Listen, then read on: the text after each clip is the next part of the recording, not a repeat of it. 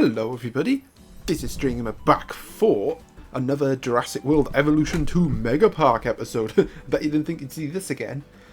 And I can't even remember the last one we did. I think it was like before Christmas last year. But yeah, we are back, and I am building, as you can see by the beautiful time lapse. We're gonna do a bunch of mini exhibits for the mini munchkins. So little dinosaurs like Morris, Intrepidus, well you can see the little J-Hello, whatever you're called. The Beelzebuffer, the little frog. The Magiosaurus, which was recently added. And the microceratus, which was also recently added. Got my words out there. Yeah, it has been quite a while since I've done one of these. I mean, it was always going to be the case that eventually I would just like have long periods of time where I just don't do any work on this park, because that's just how I roll with park building these days. It's the same for freaking when I play OpenRCT 2. I'll have like months of building, I'll do like a month of building, and then I'll just stop playing. And there is a like condition for that as well that I looked up online as to why am I obsessed with playing a specific game constantly and then stop playing it completely, and then start, there is actually a condition with regards to that. But yeah, you can see here that doing a lot of building, fancy work. Now, one thing I would suggest for modders, I would like a copy and paste mechanic. Now, what I mean by that is a way for me to like select a group of scenery items, copy that group and paste it elsewhere. It would make doing large scale scenery bits much easier and more time efficient.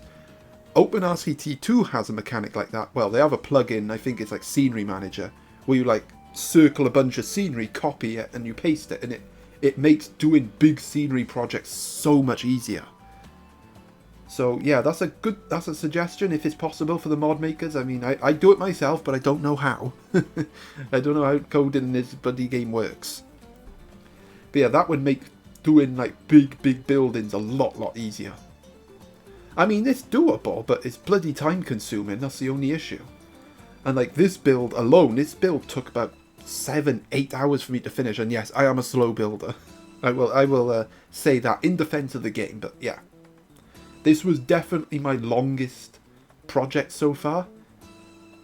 And it does beat out the sauropod exhibit, which you can actually see bits of, by quite a bit. But hey, always go that extra mile, as they say. And yeah, not much to say, to be honest. I do have other ideas in my mind. So I do plan to do a Megalodon exhibit, since that thing was added not long ago. And I kind of want to do one.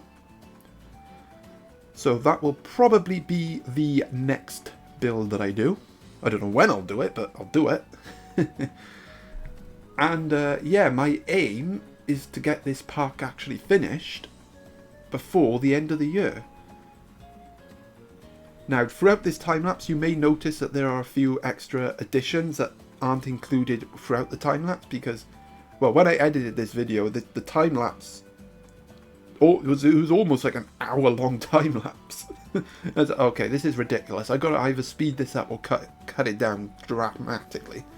So I did both. So I basically cut out the sections where I just put loads of bins, benches, and lamps and that, because that does get a bit repetitive. So I focus mainly on the decorating of the exhibits, the decorating around the exhibits, and the entrances, and the place in the amenities areas.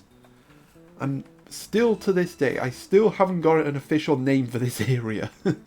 You'll see it in the title though, I will say that. But yeah, that is gonna be it from me. So I hope you enjoy the rest of this time-lapse. I mean, we're already halfway through, so yeah, enjoy the time-lapse, and until next time, ta-ta!